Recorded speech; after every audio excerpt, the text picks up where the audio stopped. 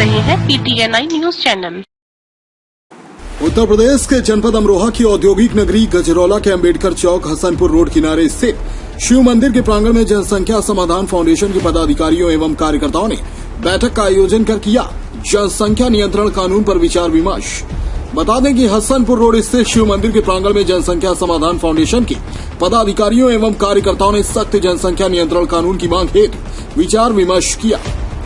राष्ट्रीय अध्यक्ष जनसंख्या समाधान फाउंडेशन अनिल चौधरी ने उत्तर प्रदेश सरकार की नई जनसंख्या नीति और उसके प्रस्ताव और मसौदे का स्वागत करते हुए मुख्यमंत्री योगी आदित्यनाथ का आभार व्यक्त करते हुए कहा कि जाति, धर्म और भाषाई बंधनों से ऊपर उठकर यह कानून सभी नागरिकों पर समान रूप से लागू किया जाए। तीसरी संतान की उत्पत्ति पर सभी सरकारी सुविधाओं के साथ साथ वोट करने का अधिकार नहीं दिया जाए और 4 संतान होने पर 10 साल की कैद होनी चाहिए। यदि ऐसा नहीं हुआ तो संसाधन संकट से देश में गृह युद्ध जैसे हालात बन सकते हैं। साथ ही साथ उन्होंने कहा कि इस मसौदे में कुछ कमियां प्रतीत हो रही हैं, जैसे एकल बच्चा नीति अर्थात एक बच्चे की उत्पत्ति के बाद दंपति को नसबंदी कराने पर अनेक प्रकार के प्रलोभन व लालच दिए गए हैं, जिससे दंपति उस लालच की तरफ अग्रसर होंगे और एक बच्चे की उत्पत्ति करेंगे, जिससे जनसंख्या अनुपात संतुलन बिगड़ सकता है। उन्होंने कहा कि हम जनसंख्या नियंत्रण के लिए कानून तो चाहते हैं, लेकिन इसका यह मतलब नहीं कि संतान होना कोई अपराध है। उन्होंने यह भी कहा कि देश में दंपति 2 संतान उत्पन्न करें यह कोई अपराध नहीं है, यह भी भारतीय संस्कृति में विवाह की तरह एक संस्कार है। जब हम एक बच्चा नीति को प्रोत्साहन देंगे तो इसमें भविष्य में अनेकों समस्याएं खड़ी हो सकती हैं, जैसे लड़के की उत्पत्ति हो जाने के बाद दंपति नसबंदी कराने पर अग्रसर होंगे, जिससे लड़कों का अनुपात तो बढ़ जाएगा जबकि लड़कियों का अनुपात कम हो जाएगा, जिस कारण रिश्तों पर भी भारी असर पड़ेगा।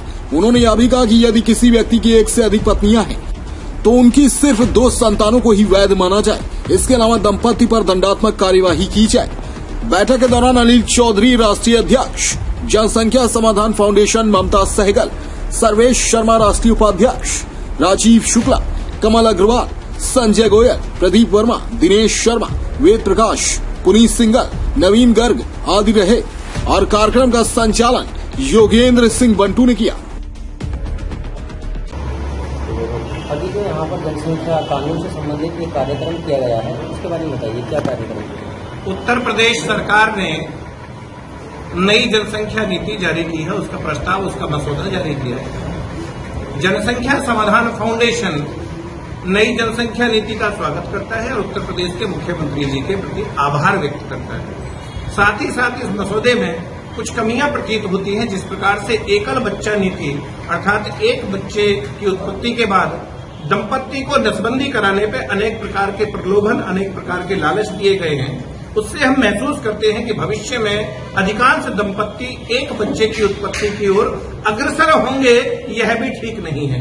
हम जनसंख्या के संतुलन, जनसंख्या के समाधान के लिए चीजें चाहते हैं, लेकिन इसका अर्थ ये नहीं कि संतान होना कोई अपराध हो।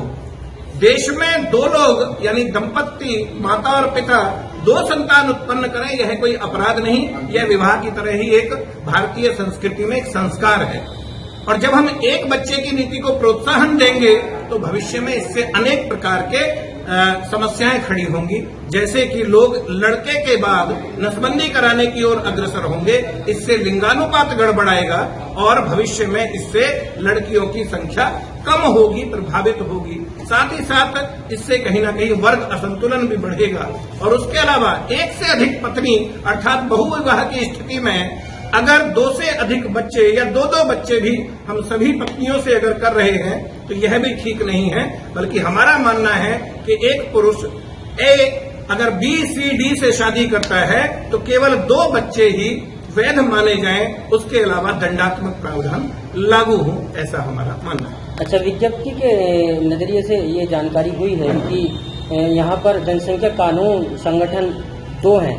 जनसंख्या समाधान फाउंडेशन जो है आपका गजरौला में 2 संगठन है कि 1 है, और उनके 2 जिला अध्यक्ष हैं, कुछ इस तरह की कोई जानकारी हुई उसके बारे में? जनसंख्या समाधान फाउंडेशन 2, 3, 4, 5, 10, 100, 1000 हो, वह विषय नहीं है। देश में, पूरे देश में, उत्तर प्रदेश में, सभी राज्यों में जनसंख्या नियंत्रण कानून बने और वह सभी नागरिकों पर समान रूप से लागू हो, वह विषय महत्वपूर्ण है।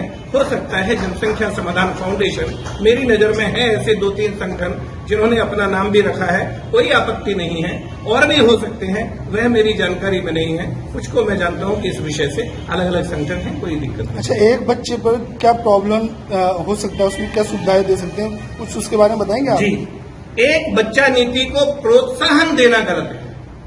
अगर कोई स्वेच्छा से एक बच्चा उत्पन्न करे उसमें कोई दिक्कत नहीं है, लेकिन एक बच्चा नीति को प्रोत्साहन से भविष्य में लोग एक संतान की ओर अग्रसर होंगे, जिससे लिंगानुपात गड़बड़ाएगा, अर्थात लड़कियों की संख्या कम हो सकती है। एक दूसरी बात, वर्गों के बीच भी असंतुलन हो सकता है। 2, तीसरी बात, इससे रिश्ते खत्म हो सकते हैं। मामा, चाचा, चाची, ताई, मौसी, फूफा, ये सभी रिश्ते खत्म हो जाएंगे।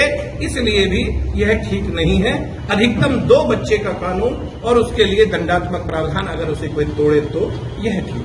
अच्छा, कुछ संस्थाएं या कुछ लोग हैं जो इस कानून का विरोध कर रहे हैं, उसके बारे में बताइए थोड़ा सा।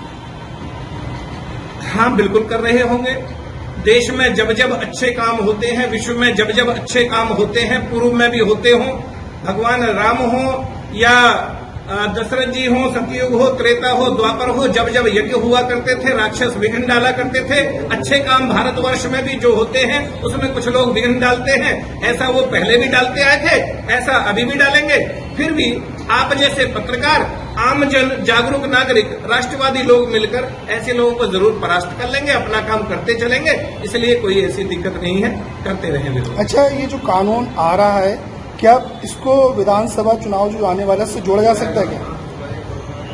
जोड़ने वाले जोड़े तो भी दिक्कत नहीं, न जोड़े तो भी दिक्कत नहीं। देश में कहीं ना कहीं, कभी ना कभी कोई ना कोई चुनाव होता रहता है। देश हित में, राष्ट्र हित में, धर्म हित में जो भी आवश्यक हो वह किया जाना चाहिए। उस चुनावों से उसके लिए कोई बहुत ज्यादा लेना देना नहीं होना चाहिए। प्रथम टीवी न्यूज इंडिया के लिए जनपद अमरोहा के गजरौला से फारूक अली की रिपोर्ट।